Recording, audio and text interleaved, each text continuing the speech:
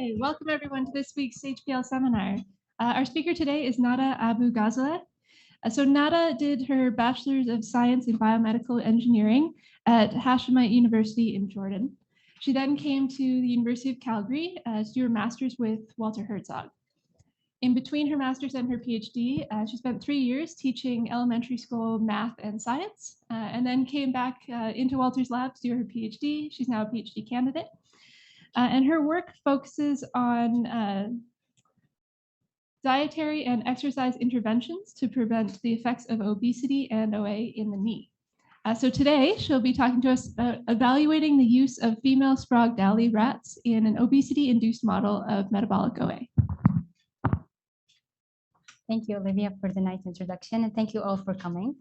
So today I'll be presenting part of my PhD thesis, which is talking about metabolic OA and trying to evaluate this in male and female.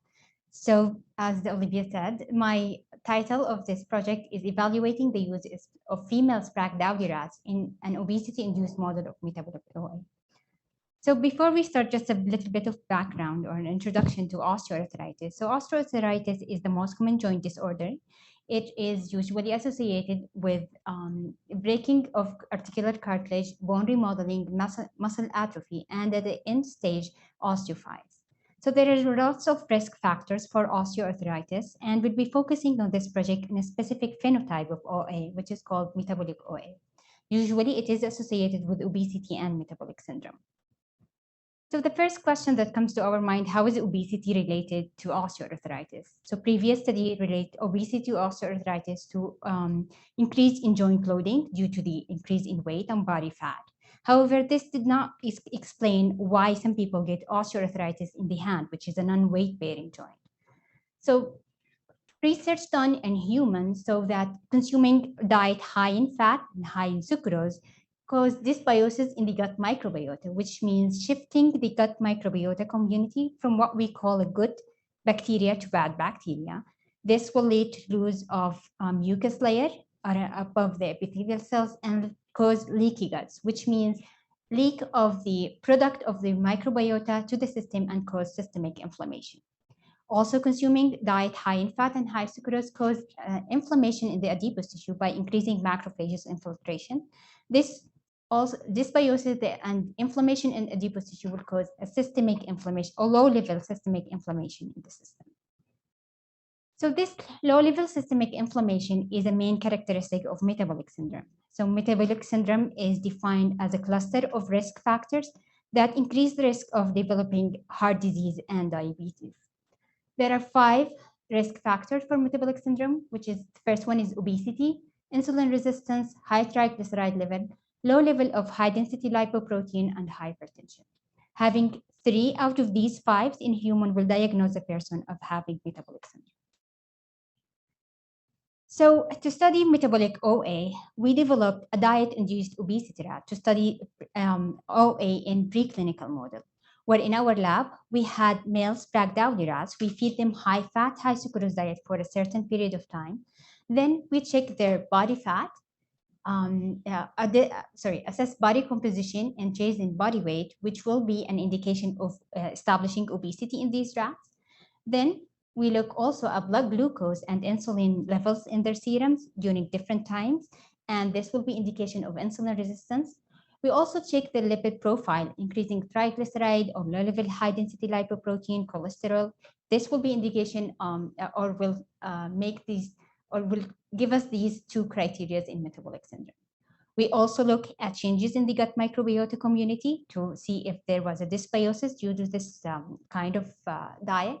And we look also at inflammation in adipose tissue and finally joint degeneration. So previous studies done in our lab, so this has been going since more than 7 years. So Kelsey Collin in 2015 got a male Sprague-Dowley rat. She fed them high-fat sucrose diet for a certain period of time, and she saw a significant increase in body mass even after 10 weeks of feeding them the high-fat sucrose diet.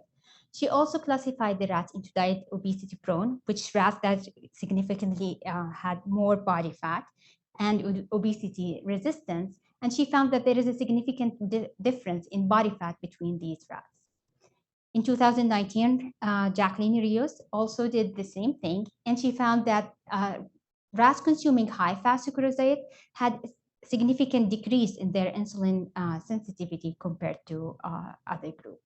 She also found that rats consuming high-fat sucrose diet for 12 weeks had significant increase in triglyceride. So this will establish 3 out of the 5 criteria or risk factor for having metabolic syndrome. So now we can say that these rats have metabolic syndrome.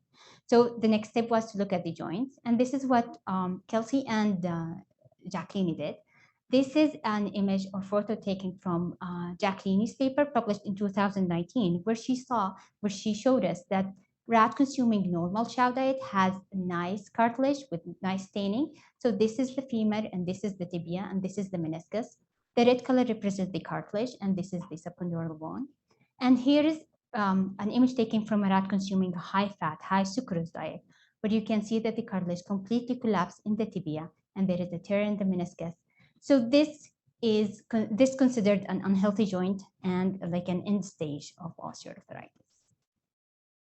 So all these study that has been done before in our lab was done on male rats. However, we know from literature that women are more likely to develop OA compared to men.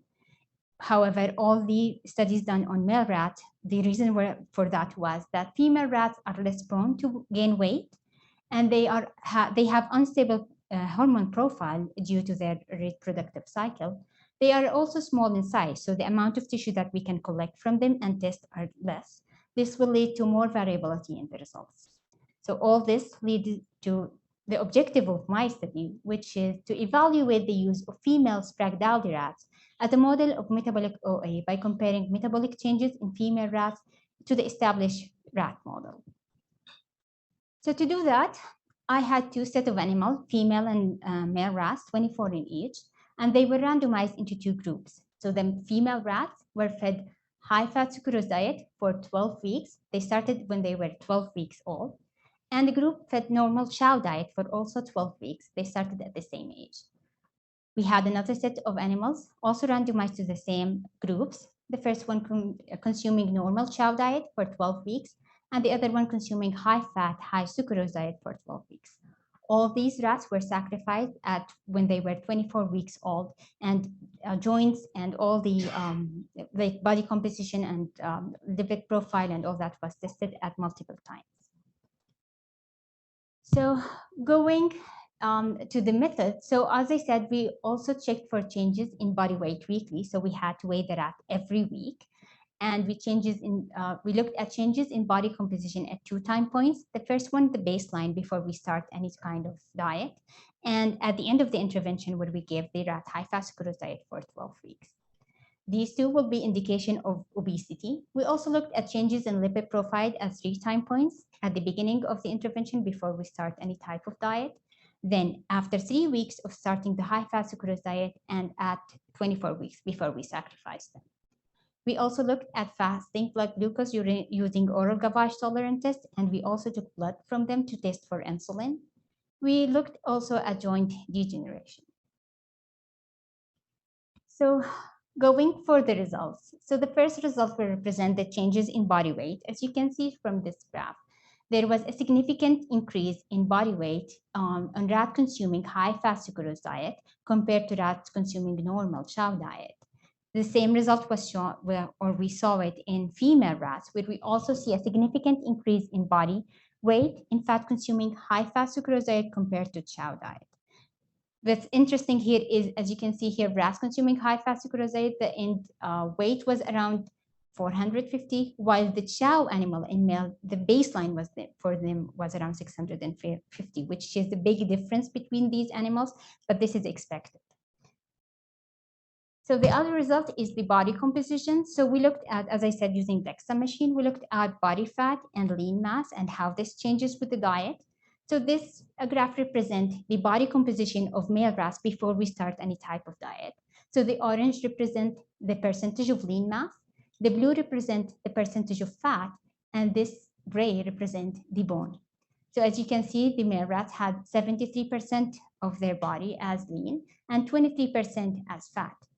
Female rats had almost the same thing. There was no significant difference between them. So at baseline, before starting anything, they had around 74% of lean and 23% of fat. After giving these rats a high-fat, high-sucrose diet for 12 weeks, this is the result we got. So male rat had a significant increase in their body fat, as you can see here, to reach around 53% of their total body weight. And the female rat had a significant also increase in body fat, which reached around 58%. So both rats, female and male rats, had a significant increase in their body fat. So to assess insulin sensitivity and looking at triglyceride levels, male rats consuming high-fat sucrose diet, we did an oral gavage tolerance test where we fast the rat and we give them glucose and monitor their glucose level at different time points, as you can see here. So we did it at 0, then 15 minutes, 30 minutes, 2 hours, and 2 hours. And for male rat, there was a significant increase in plasma glucose level after 2 hours of giving them the glucose. The same result was found in female rats, whereas you can see here there was a significant difference between rat consuming the high-fat sucrose diet, presented here in green, and the rat consuming normal chow diet. So the plasma glucose after 2 hours were significantly higher. For the serum triglyceride, we also found the same thing. So rat consuming high-fat sucrose diet, as you can see here, had a significant increase compared to their baseline in triglyceride level in male, when this was also reported in previous study. For female rats, we also saw the same thing. What's interesting here is after we did this at different time points, so after 3 weeks of giving them the high-fat sucrose diet, you can see a spike in triglyceride level. However, this spike reduced by time, but it's still significant compared to the baseline. However, we didn't see this in female, so we saw a significant increase throughout the whole 12 weeks. So by that, we assess changes in body composition, changes in body weight, serum triglyceride, and also serum glucose level. This will indicate that these rats, female rats, had developed metabolic syndrome. So the next part will be looking at their joint degeneration, and if they, similar to male rat, will develop knee joint degeneration or also in other joints. So I think before I start talking about the result we got for the joint degeneration, I should give a brief introduction on how we look or how we assess these changes in the joints. So what's typically used to score these joints is what's called a Mankin score system, where we looked at cartilage structure. So this is an image taken from a paper published in 2014, where they assess changes or OA changes in the knee joints of rats. So the red staining will represent the cartilage, and this is the subcondylar one.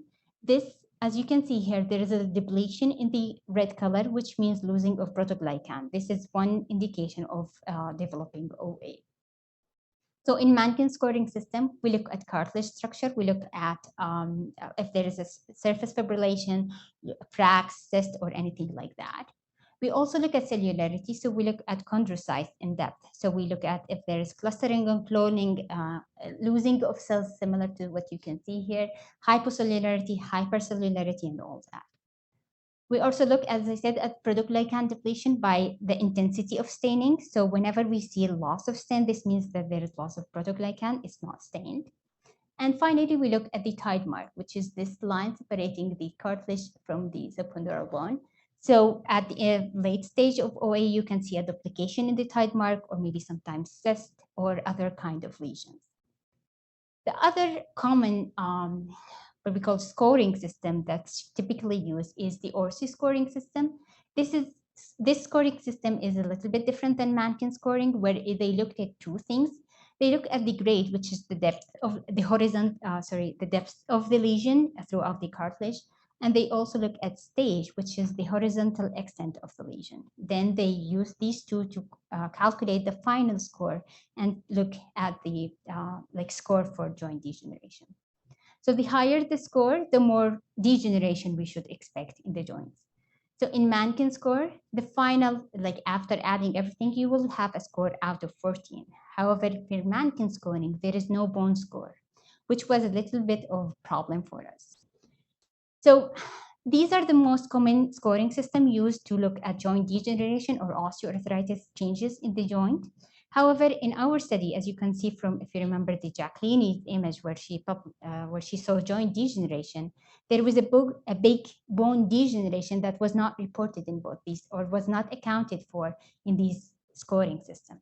So we had to develop a new or modify the scoring system to account for all the changes we see in the joint.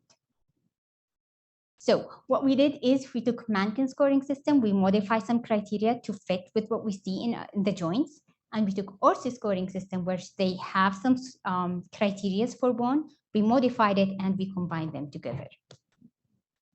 So this is the final scoring system or the criteria that we use to score the joints. So we had 3 types of scoring. The first one is called typical OA, where we usually score the classic changes in joint that's usually reported in osteoarthritis. Similar, as I said, like clustering and cloning, losing of protoglycan stain, or fibrillation in the cartilage, cysts, and all these, all in the cartilage.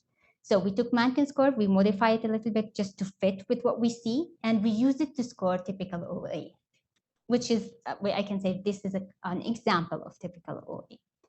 The other type of scoring is the non-typical OA scoring, which is the scoring that we use to account for the bone degeneration that we saw on these rats, similar to this one. So this is an example or an image taken from one of these rats in our group and our study, where we saw the cartilage looks almost fine. The staining is good. However, there is a big tide mark, what we call it, like a crack along the tide mark, and you can see here a bone degeneration. So this was not accounted in the previous scoring system, so we had to modify the Orsi scoring and to use it to score this. So in non-typical OA, what we do is we score the bone degeneration and the cartilage above this bone. At the end, we have a typical score, typical or classic OA changes. We have the non-typical score, which account for the bone degeneration. And finally, we combine these two to what we call it a total OA score or a total joint degeneration, where we take the typical score and non-typical score and combine it together. So for my results, so the first result that I'll be presenting is the typical OA or the classic joint degeneration that we usually see or usually reported in OA joints. So this is an example of typical lesions that we usually see in the tibia. So this, as you can see, there is a fibrillation in the cartilage. There is a cyst forming here. You can see there is a high, like losing of cell here and losing of intensity of stain. Same as here, there is a crack from the superficial, like from the surface of the cartilage going all the way to the tide mark and losing of stain. This is a typical lesion that we usually see in OA, and we found that there is a significant increase in this typical OA lesions in the rats consuming high-fat sucrose diet compared to rats consuming normal chow diet, and this is in female rats. For the non-typical OA, so this is an image represent an example of the bone degeneration or bone lesion that we usually see in these rats. So this is from the femur and this is from the tibia.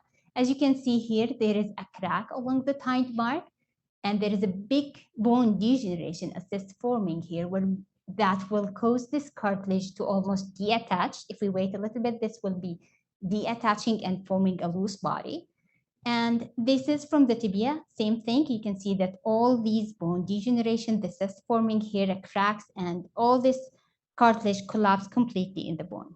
This is the type of non-typical bone degeneration that we see or we saw in these rats. And we found that rats consuming high-fat, high sucrose diet for 12 weeks had a significant increase in these bone degeneration compared to female rats consuming normal chow diet. So the chow female rats were almost clean. They had beautiful bone. There was no bone degeneration similar to that. However, rat consuming high-fat sucrose diet, we saw that. So for the total joint degeneration, combining everything together. So as I said, what we did is we took the typical joint degeneration, similar to this one. We add to it all the non-typical joint degeneration, which is the bone lesion, and the cartilage above it in tibia and femur. And we add to it synovium and meniscus and get the final score. So as a result, we found that there is a significant increase in total joint degeneration, or OA score, in rats consuming high-fat sucrose diet compared to chow rats. This is all in female rats. So after all that, we can confidently say that female rats had a significant increase in their body fat. They have a significant increase in body weight, which can be used as an indication of obesity. So we can say that consuming this type of diet, high fat, high sucrose diet, for 12 weeks could lead to obesity in these rats. We also saw a significant increase in blood glucose, which can be used as an indication of insulin resistance. We also saw that female rats consuming this type of diet had a significant increase in triglyceride level and also significant increase in cholesterol level, which was not seen in male rats. And they developed joint degeneration if I'm talking about typical, non-typical, and total joint score. So in conclusion, I think this study evaluate the use of female rats as a model of metabolic OA. We can say that rats consuming this type of high-fat, high sucrose diet for 12 weeks will develop metabolic syndrome and may be used as a model of metabolic OA. So the next step for this study will be to look at other joints. So this was the result of knee joints from these rats. We also plan to look at the shoulder and the hip of these rats and see if we see the same changes. We're also going to look at the changes in the gut microbiota and also changes in adipose tissue inflammation, so visceral fat and subcutaneous fat, and see if they react different to this type of diet. And the last thing is we're trying to implant an intervention to see if like exercise and fiber, and see if these intervention will be able to protect or prevent the progression of osteoarthritis or the joint degeneration we usually see after consuming a high-fat, high-sucrose diet. By that, I would like to thank everyone who helped in this project, and I will be very happy to take any questions. Thank you.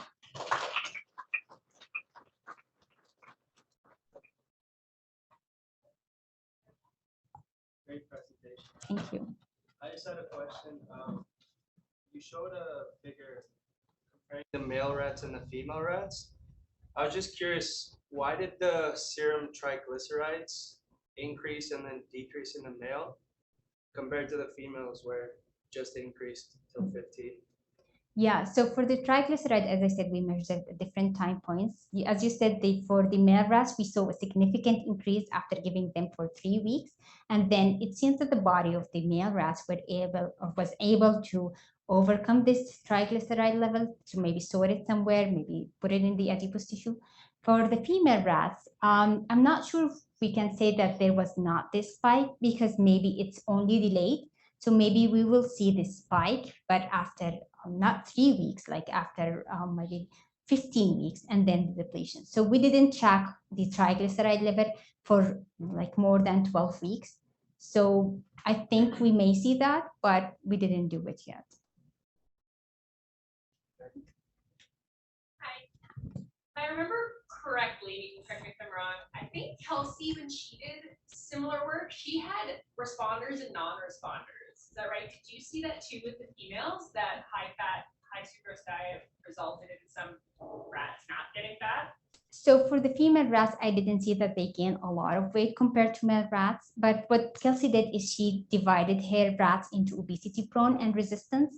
So she took the highest third of her rats with the highest body fat, and the lowest third of her rats with the lowest body fat. So I thought looking at all these female rats at the same time would be like more inclusive. We're not excluding any rat.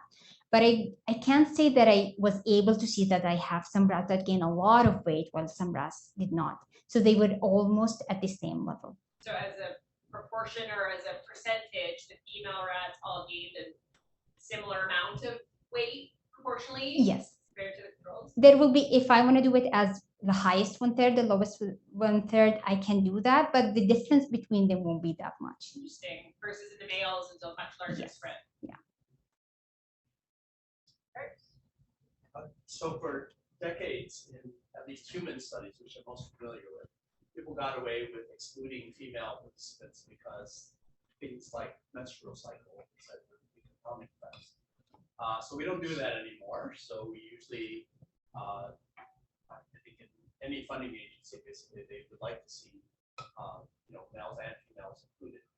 And I think having done that policy for a while, the justification for previously excluding female participants is pretty poor. And then I'm tempted to say that it's also true in your rats, that if male rats were the previous accepted model, it sounds to me like there is not a very good justification for that based on your findings. So would you agree? yes, yes, I would agree. And like what's interesting is for male rats, they are really different. So all previous study that was done in our lab, we saw that male rats like again this joint degeneration by consuming this type of diet. However, for this group of male rats that I did, they didn't have the significant difference between joint degeneration because they have this bone lesion that covers everything, and we think it's related to age. However, we didn't see that in females. So for now, from the work I did, I think that female rat may serve as a better model for metabolic OA compared to male rats. Although there are differences in like sex hormones and all that, but I think they may play a good part, or they will affect the results in a good way compared to that way. Okay, that's exactly what I was wondering. Yeah. And then I guess along with that question is, so there's this idea that menstrual cycle could interfere with things, or maybe even it could even make females better like possible. But basically, do you see any reason why menstrual cycle could interfere, or maybe I should say interact with your results?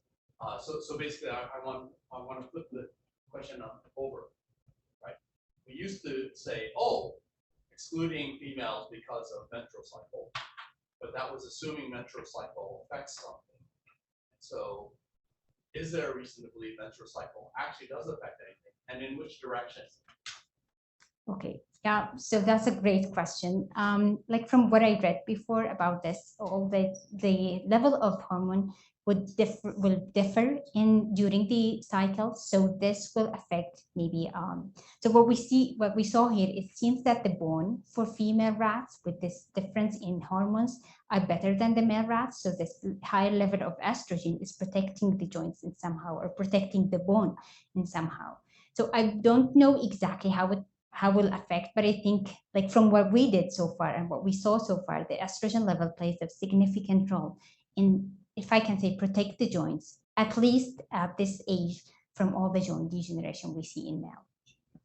Okay, well that's super interesting because estrogen replacement therapy was a thing, and maybe not so popular now, but maybe the solution is for men, they should get estrogen therapy to prevent joint degeneration. Yeah, I think this study will give us like an insight into new projects. So one thing that I discussed with Walter is how about we look at rats when we overrectomy rats and see would they have the same thing. This will help us understand if really estrogen is playing a role there or not. Or maybe Dave Hart suggested that we use rats and I can't remember the exact word, where we like exclude their hormones and see if this will affect their bone as well. So I think, yeah, this is just the first step, but I think it's important. Like the conclusion of this is female rats can serve as a good model. Even they are different, but these differences may be good, not bad.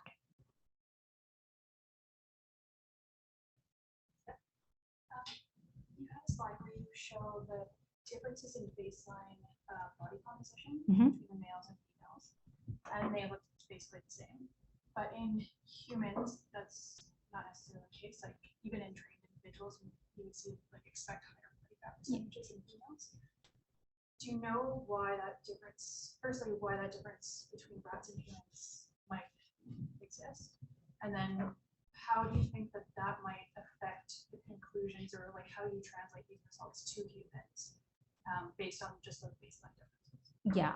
So I noticed that what I expected at the beginning when I looked at the body composition of male and female, as you said, like in human, we know that there is a difference and female had more body fat, but it seems that rats at this age, they don't.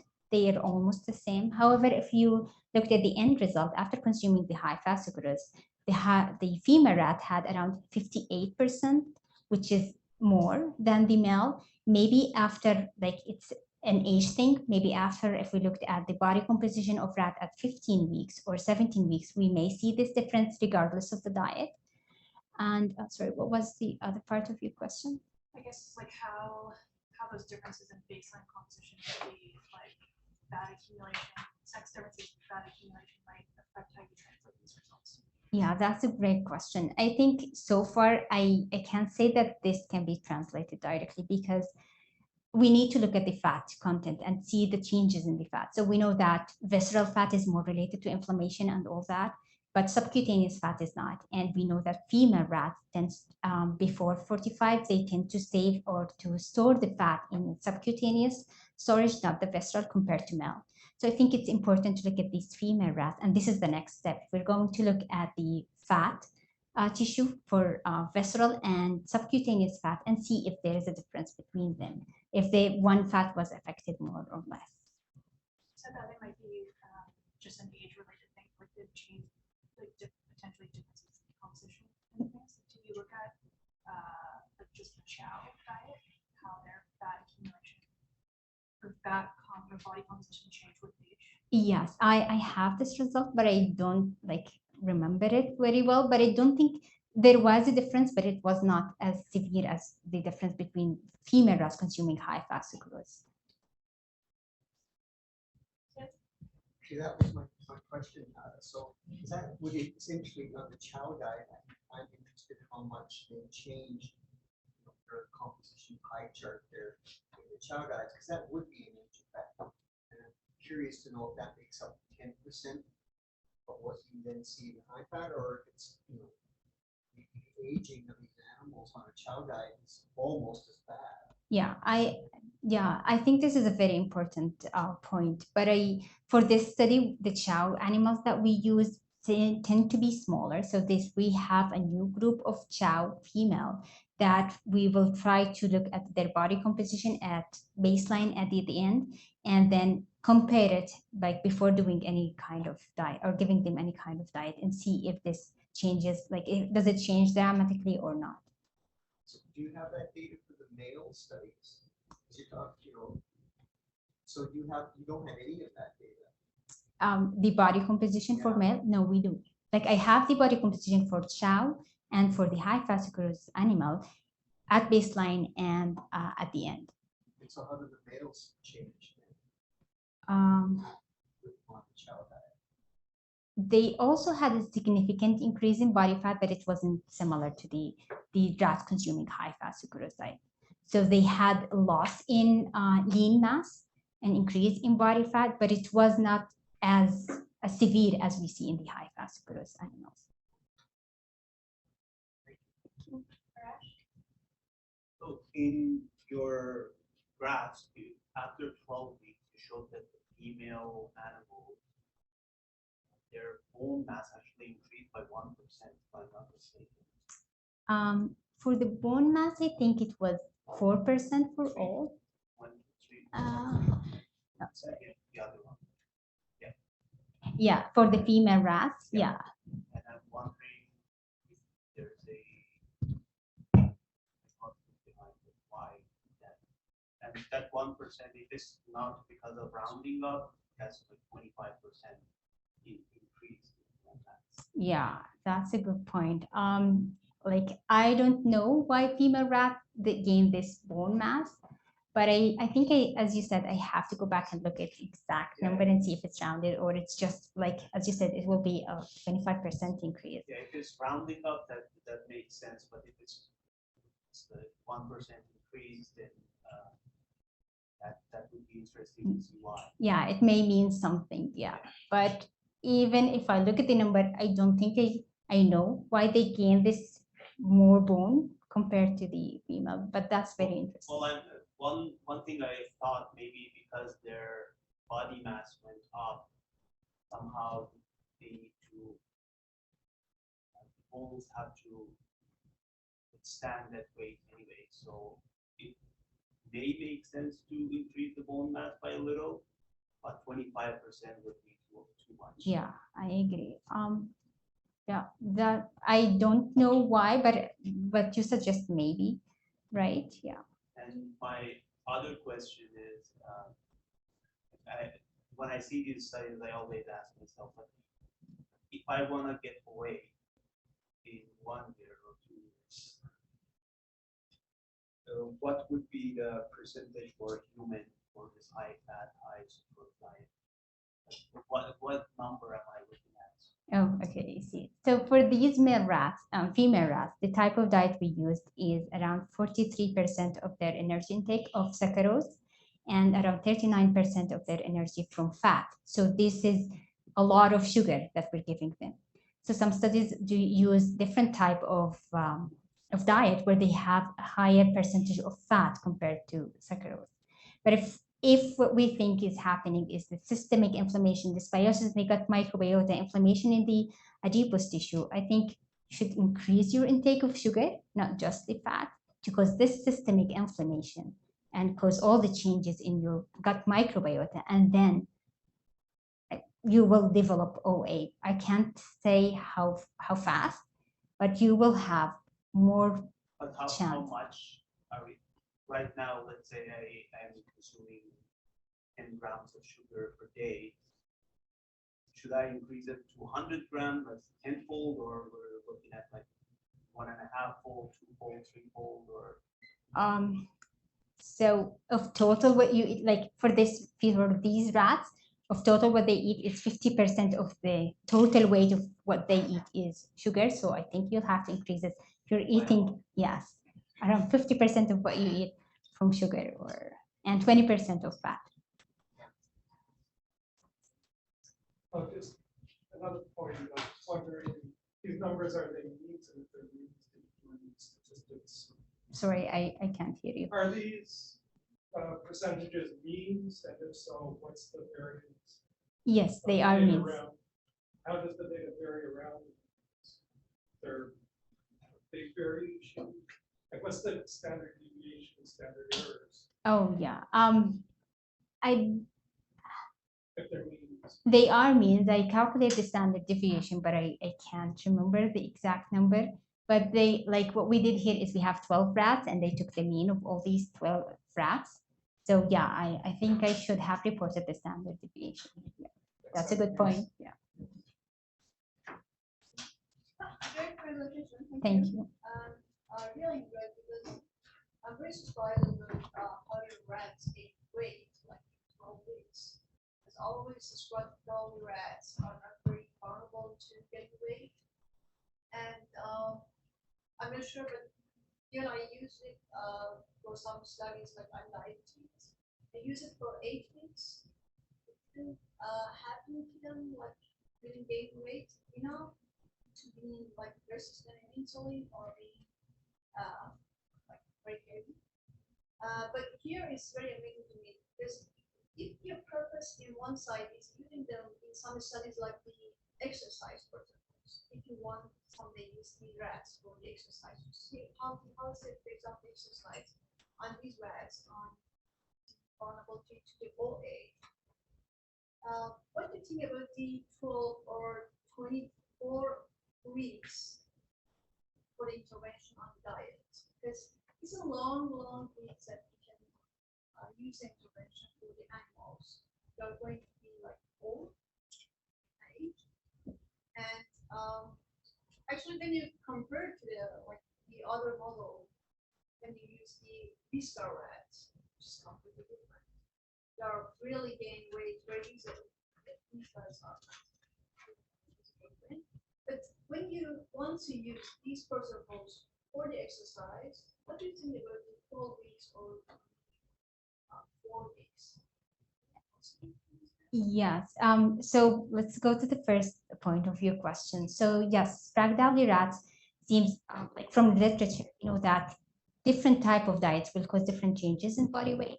So it depends on the diet that you use. So this diet used more of sugar rather than fat. So other studies may use higher percentage of fat in their diet. They may, so for sugar, they may not gain that much of weight compared to diet that is high in fat, but they will develop the metabolic syndrome. So the point of this study was to develop metabolic syndrome and gain weight. So for the male rats, like some of my male rats reached around 900 grams, 950, so they gain a lot of weight. And for the exercise, so what Jacqueline Reyes did in her study is she took these rats, gave them a high-fat, high-sucrose diet, and she used male rats for 12 weeks, and then she did an exercise intervention for them, and she found a significant difference between these rats. In the male rats, yeah. We didn't do the exercise for females, so this is the first time we use female in our group.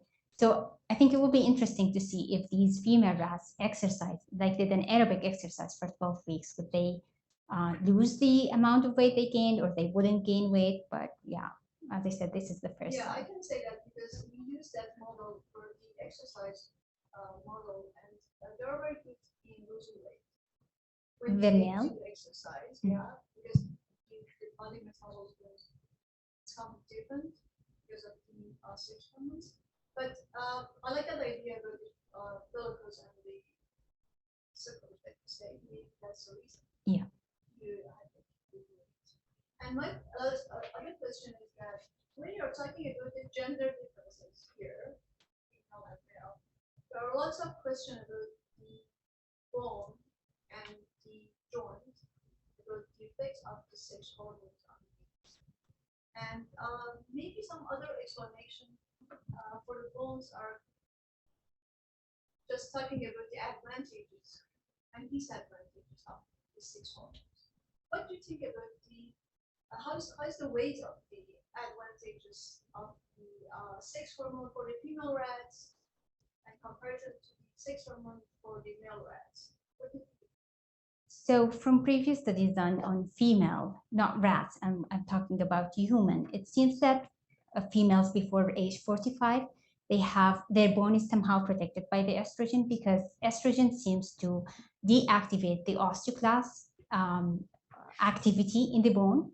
So after 45, when their estrogen level drop, it seems they develop osteoporosis and start losing bone very fast.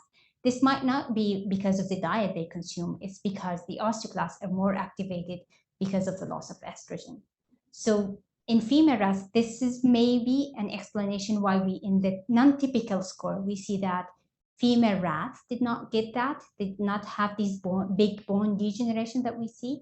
And even in the high-fat sucrose animals that consume, the female rats consuming high-fat sucrose diet, there also bone degeneration. There is a bone degeneration, but I can't say it's as severe as the male rats. So maybe this estrogen is playing the role in protecting, but I think all these is just in rats. Are we just speculating? We need to test the level of estrogen. We need to see the activity or test for activity of osteoclast. So we need to be careful with the age for the female rats as well, because if you say 45 years in female, could be in humans? In human, yeah, Yeah, before, could be like after the menopause. 19 weeks in rats. If we go to the 19 weeks of rats, So its age is like 45 years. So yeah, for rats, I checked their, like, rats are considered adult at 12 weeks. They are sexually mature at 6 weeks. And it seems that they lose their productivity ability at around 36 weeks. So I think so far between the 12 and 24, we're still on the safe side. Of course, we need to test the estrogen level at this point, but from the literature or from what I know, that these rats are considered old at around 36 weeks. What do you expect? You said you're also going to test shoulders. Shoulders, yeah. What do you expect in terms of that? Like I was thinking, looking at that, the images that you have from Kelsey's study, looking at like the control versus like I think it's metabolic OA, the joint degeneration, like that could potentially be due to differences in loading with higher body weight, and then also like metabolic factors. So do you expect that to be different? Yeah, that's very interesting. So I agree with you. I think this is not, we can't say that this is only metabolic effect. It might be loading. So I finished cutting the female shoulder and we stained them. So just by looking at these joints before we stained them, I didn't see these degeneration in the bone we saw in the knee joint. So it seems that the shoulder are better in female rats compared to male compared to the knee joints. But yeah, we didn't still score them. So this is the next step to do. But I would expect them to be better than the knee joints. Do you know anything about the literature, like for humans, on like the effects of obesity on shoulders versus?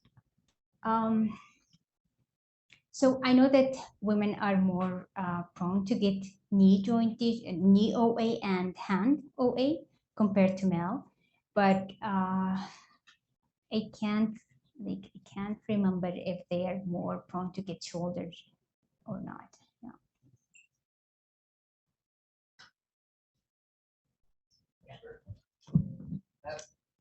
Does anyone know why the cysts form in the cartilage? Yeah, that's a very interesting question. So Ruth and I were trying to understand what's going on in these like in these cysts and all these in the bone and the cartilage. So we think that losing of protoglycan and collagen fiber may be like the cause of these cysts. But in the bone, we don't know what type of cells are there. We don't know if it's filled or it's liquid or water or anything. We don't know if like it's just like osteoclast is working too hard or there is no building, there is no osteoblast in these cells. I tried to show Brent some of these images. He was, yes, he didn't give me a direct answer. He said, it's interesting, we need to look at it more, see why these cysts form, but so far we don't know. When you see the cartilage separation in the images, is that starting from the cartilage surface or is it separating from the cartilage in the tide mark? It seems that like the stages of these bone degeneration and the separation of the cartilage, it seems that around the tide mark, we see what we call it local thickening, where a cluster of cells forming this red cluster around the tide mark, and then it spread. After spreading, you see that there is a flap here around the tide mark, and then in the femur, we see it as a loose body, almost attached from one side. And in the tibia, it seems that the bone beneath it is completely gone and the cartilage collapsed completely. So it seems that it started around the tide mark.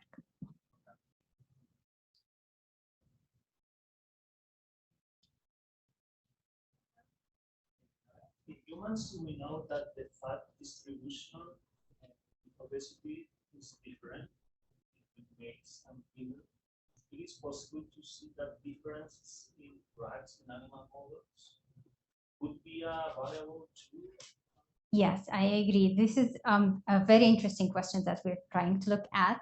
So far we collected visceral fat and subcutaneous fat from male rats, and we look at their changes in their size and on the number of these cells and the macrophages infiltration. We're still working on these results.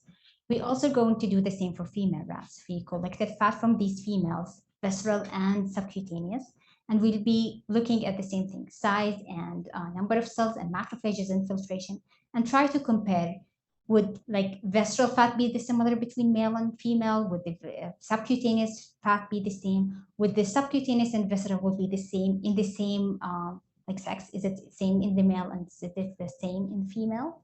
So yeah, this is something that we plan to do and we started working on it. Quantify intramuscular fat? Yes, and this is what Hannah is doing. So she looked at VL and soleus, and she's looking at intramuscular fat infiltration and fibrosis in these fat. Between the two groups? Yes, between male and female rat. Any last questions? No, okay.